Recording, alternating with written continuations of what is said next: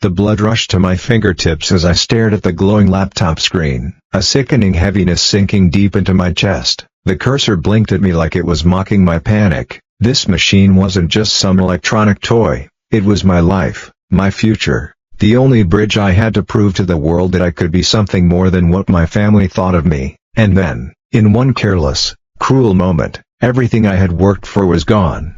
I wasn't the loud sibling, not the one who caused a scene at the dinner table or demanded attention with flashy achievements. I had always been the quiet one, the one who slipped by unnoticed, who worked silently in the background. My sister Leah? She was the star, the golden child. My parents showered her with praise for every little thing she did, as if she could never do wrong. I was just the afterthought, a shadow in the corner of every family picture, useful only when something broke around the house, forgotten otherwise. But that night changed everything. It was the night before a huge deadline for my remote job. I had landed a project that could open doors I had only dreamed of, bigger contracts, recognition, stability, the kind of opportunity that could finally help me step out of Leah's shadow. My laptop, old as it was, had become my lifeline. Hours upon hours of work, research, late-night typing, it all lived inside that screen. I remember stepping out of my room to grab a glass of water, just for a minute, and in that minute, my world crumbled. When I came back, my laptop was ruined, the screen was cracked down the middle like a jagged scar, and sticky liquid oozed between the keys. My heart dropped so hard it felt like the floor had been ripped out from under me. I froze, my throat tightening as I processed the destruction. That wasn't an accident, I could feel it in my gut. And then I heard it, Leah's laugh, faint, drifting down the hallway like smoke after a fire. I picked up the broken laptop with trembling hands, my mind spinning, every late night, every sacrificed weekend, every ounce of effort, gone in seconds. Leah, I shouted, storming down the hallway. She appeared at her doorway, phone in hand, her expression a perfect mask of innocence. "What's your problem?" she asked sweetly. "You know exactly what you did," I hissed, shoving the ruined laptop toward her. "This was my work, you ruined everything." Her lips curled into the faintest smirk, that smug little twist she always wore when she knew she had the upper hand. "Maybe you shouldn't leave your stuff lying around." My chest burned, but before I could say another word, my parents appeared. "What's going on?" my mom demanded, arms crossed like a referee who had already decided the outcome of the game. "She destroyed my laptop," I snapped. "I need this for work, everything is gone." "Enough," my dad cut me off, his voice sharp with disappointment. "Stop blaming your sister for your mistakes. If you took care of your things, this wouldn't happen." I stared at them, stunned. Leah stood behind them, her face the picture of innocence, though her eyes glittered with amusement. "I'm telling you the truth," I tried again, desperation cracking my voice. But my mom shook her head. "This is exactly what I'm talking about, always making excuses. Maybe if you worked as hard as your sister does, you wouldn't be in this mess." The words hit harder than any punch. Leah's smirk widened just a little, a silent victory. I wanted to scream, to shake them until they saw the truth, but deep down, I knew better. I had been here before, time and time again. They believed her, time and time again. I was the scapegoat. That night, alone in my room with the shattered remains of my laptop, rage churned inside me like a storm. This wasn't just about broken glass and spilled liquid, it was about years of being overlooked, ignored, and blamed for things I hadn't done, years of being treated like the family's mistake. For the first time in my life, I realized I couldn't stay silent anymore.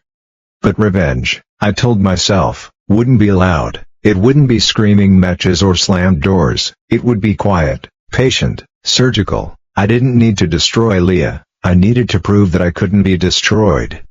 The first step was survival. Without a laptop, my project was dead in the water. I begged my parents to help, but they brushed me off, so I got resourceful. I sold off some old belongings, worked extra shifts at my side job, and borrowed a beat-up computer from a friend. It was humiliating, typing away on a machine that lagged every 10 minutes, but every hour I spent bent over that keyboard fueled me. Each keystroke was a vow, Leah would not win. I started paying more attention to her, Leah was careless with her secrets, reckless in ways my parents never noticed because they were too busy worshipping her. I caught her sneaking out late, whispering into her phone, lying about where she was going. She wasn't the angel they thought she was, and I tucked every detail away like ammunition I might need someday. Amanda, my closest friend, noticed the changes in me. One evening she found me exhausted, my eyes bloodshot from working through the night. "Elliot, what's going on with you?" she asked gently. For the first time, I told someone everything: the laptop, Leah, the years of being overlooked. Amanda didn't laugh or dismiss me. Instead, she leaned forward and said, "The best revenge isn't tearing them down, it's showing them you can't be torn down." Her words lit a fire in me. I threw myself into my work with a determination I had never known. Late nights turned into early mornings, missed meals, tired eyes, aching fingers. It all became fuel. Each small success, each tiny step forward, was a victory not just against Leah but against the years of doubt that had clung to me like chains. Slowly, doors began to open. A freelance gig turned into a steady contract. A client's recommendation led to bigger opportunities. Piece by piece, I was rebuilding everything Leah thought she had destroyed. And then came the day that changed everything.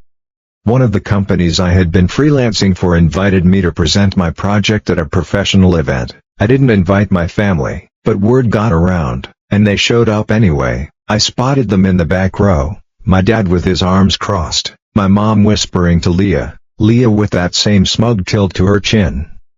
My palms were sweaty, my stomach in knots, but when I stepped onto that stage and began to speak, something inside me shifted. I wasn't the overlooked child anymore. I wasn't the scapegoat. I was the creator, the innovator, the one commanding the room. When the applause came, it wasn't out of pity, it was real, loud, genuine, the kind of applause you can feel in your bones. For the first time in my life, I saw my parents' expressions crack. My dad's eyes widened, my mom's jaw tightened, and Leah, her smirk was gone, replaced with a flicker of fear. She knew, they all knew. That night, when we got home, the air felt different. My dad muttered something about being proud. My mom offered to help me buy a new laptop. Leah avoided my eyes entirely, but I didn't need their approval anymore. I had already proven my worth, not to them, but to myself. Revenge hadn't come with fireworks or screaming confrontations. It had come with resilience, with success, with the quiet satisfaction of knowing they couldn't break me no matter how hard they tried. The scars of betrayal are still there, but instead of holding me back, they remind me of everything I overcame. And now, I'm sharing this with you, not as a victim, but as someone who refused to stay crushed. If you've ever felt like the overlooked one, like your family or the people around you don't see your value, remember this: you don't need their approval to rise, you just need the strength to keep going, even when the world seems stacked against you. And if my story resonates with you, if you've ever stood where I stood, then don't walk away empty-handed. Subscribe, share this with someone who needs to hear it. Join me in building a place where the underestimated finally get the voice they deserve, because sometimes the sweetest revenge isn't in tearing others down, it's in rising so high they have no choice but to finally look up.